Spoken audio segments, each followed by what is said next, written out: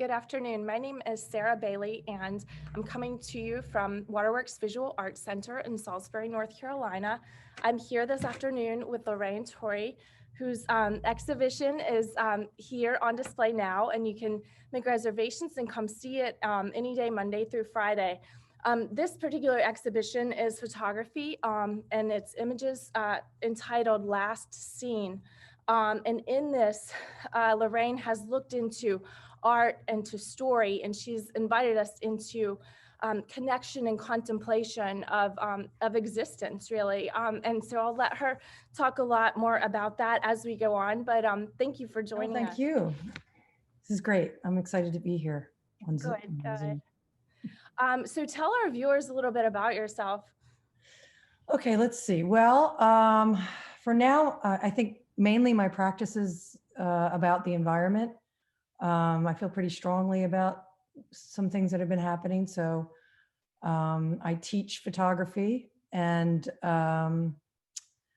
basically I'm just doing that. I'm not good at talking about myself, but that's basically it. That's fantastic. So what is the audience that you teach? Are they college students, adults? Yes, all college students, basically. I'm teaching a lot of different types of classes, so it's good. What first attracted you to photography as a medium of expression? Well, you know, it's weird because I've looked at old photos, and I have old photos from when I was a child, and I've always taken photographs. But I remember the first time my parents had given me a Canon AE1, and I remember like looking through that viewfinder and feeling that this was my world, that I was, you know, there was something about looking through that viewfinder and seeing that frame that just, you know, it was a love ever since, you know, since that moment, honestly. That's amazing. Yeah, it was pretty amazing. Yeah. And so it's almost as like the photography speaks to you as you're like capturing it, but you're speaking to us, like all the viewers, in you know, the selection of images and how you put them together. So yeah, I still feel that feeling when I look through a viewfinder. If I just slow down and relax and breathe and look, it's just, to me, it's just magical. Wow. But tell us a little bit more about Last Scene, this particular collection. Well, I would say Last Scene, the idea of it came when I started to think about how many species had gone extinct in my lifetime. And I started to look, you know, just do research online, and I found it was quite a lot. I mean, I'm a little older, so it was a lot. And then I started to wonder how I could represent these last species. And I failed at a lot of attempts until I realized that, you know what, I'm just going to go to these places. I'm going to research, find these places where they were last seen. I'm going to go there and see what's there for myself.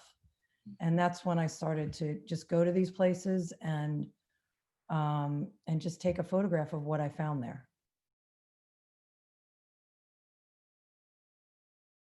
These are a few of the photographs on my website that Sarah is showing you right now. And I want to stress that if you go down to the eastern elk, last seen, it's the fourth photograph in. Each species has a story. This is what I found throughout my research. It didn't just disappear for any reason. It has a history and, you know, its own story. Like when I went to find where the last eastern elk was seen, it was seen in Pennsylvania in Collier County the story is on September 1st, 1877, John Decker shot the last eastern elk on his property. This was witnessed by his wife, who was washing dishes at the kitchen window.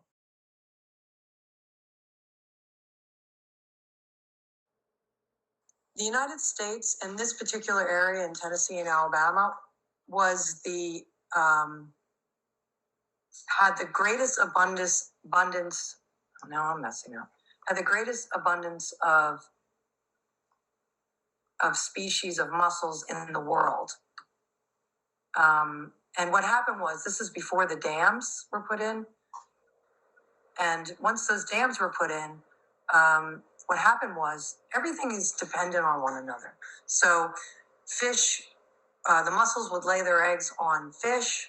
and those fish would travel to another area of the stream. And then when the mussels, those eggs were ready, they would drop to the sandy bottom.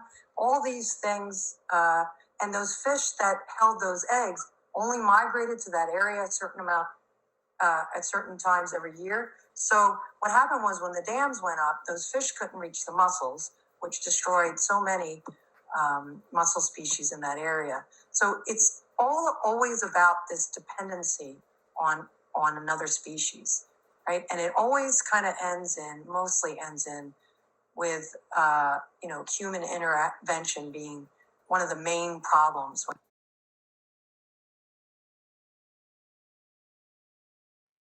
In the case of this Goff's pocket gopher, what happened was it only lived in this certain area in Brevard County in Florida. And what happened was they started to build, and their area that they inhabited got smaller and smaller, and these species just can't pick up and move to another area. So they started to only have like cemeteries and things that were untouched for a long time where they lived, and because they lived under and they ate roots and things like that, and when everything was sort of cemented over, they really had nowhere to go. They would live in ditches, and finally they just gave out, and 1955 was the last time they were seen in that area.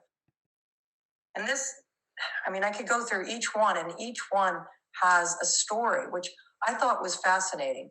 The other thing that I found fascinating is every time I went to go and find one of these last places, and you could see it in the photos, there's just not a lot of other species there, which really surprised me. I'd be in a jungle somewhere, and I don't see birds. I don't see, insects. That was what really struck me. And, even now I try to notice in nature, am I seeing a lot of birds? Am I seeing natural, things that are inhabiting natural areas? And I don't see a lot of it. So I find that really upsetting and interesting in all places. Like even, I'll look, the arc-form pearly mussel, some of those in Tennessee, I would take pictures of that water and not even see fish or anything. Oh. What viewers' reactions are, as they realize what they're seeing, sites that once thrived with life and where it is no more, and how we're touched by that. Yeah, I think it does surprise people. And you can't see it here when we're recording, but if you come into Waterworks, you could see these. I've made them very large. They're 5 feet in length. And so you really are impacted when you do your face, your body is, immersed in this photograph, and you really see what I'm looking at, and you don't see the species there. You see a lot of emptiness, and you're kind of attracted by the beautiful space that these species once inhabited, because some of the places, it's like an attraction. You can look into the photograph, you can see a beautiful photograph, but then when you really look into it, there's really nothing there. And sometimes there's, except for that little trace of humanity, right?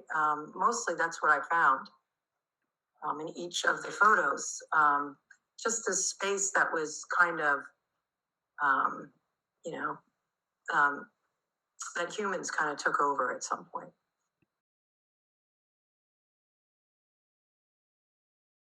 My understanding is that it is a work in progress, that you're constantly, finding out new species that have gone missing, and you're visiting those sites and capturing new images and that sort of thing.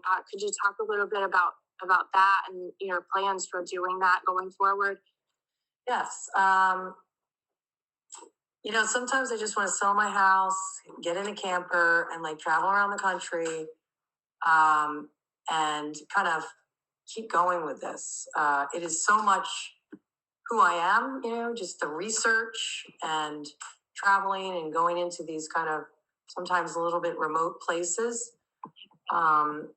And so it's very hard. I'm trying to figure out, and I'm not sure how I'll proceed, but I have a feeling it is going to have something to do with a camper. I want to continue this, although it is kind of sad, and species are going extinct at an alarming rate.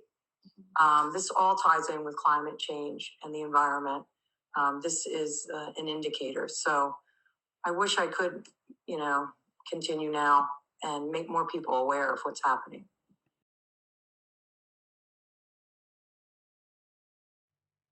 If other people are inspired by this particular topic or by photography in this manner, that's very thematic and that tells such a story and that's really gripping for people. What advice do you have to people that are, pursuing creative work or maybe just thinking about it and not sure how to get started? Well, I would say that my advice is to definitely, of course, get out there and do it, but to remember that it's always about the work. I'm working on this project and I'm thinking about, oh, well, I can't, get out there and do this now, pandemic and everything. But I am planning to get out there. A lot of drama comes up. You may, be faced with challenges when you're starting out. But just remember, I don't know if this makes sense, but it's always about the work. To kind of get out there, take photographs, and find out what you're truly interested in. And then remember that it's always about the work. Even if you're taking classes, whatever you're doing, there could be a lot of things in your life, but it always comes down to the work that you have to do to make these photographs and make people aware. And you know what? I'd say, you may not be successful. I certainly don't feel that I'm successful in sending this message out, but you still have to do it. It's about the work always. You just have to just do it. I guess that's my best advice. Just remember, it's always about the work.